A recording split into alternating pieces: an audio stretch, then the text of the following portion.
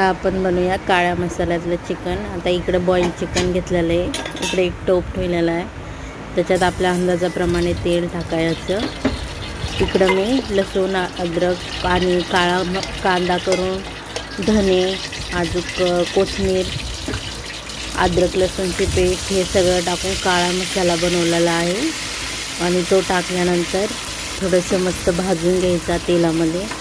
मस्त बघा आता तेलात भाजते मी काळा मसाल्यातलं, म्हणजे मस्त एकदम झणझणीत लागतं काळ्या मसाल्यातलं चिकन.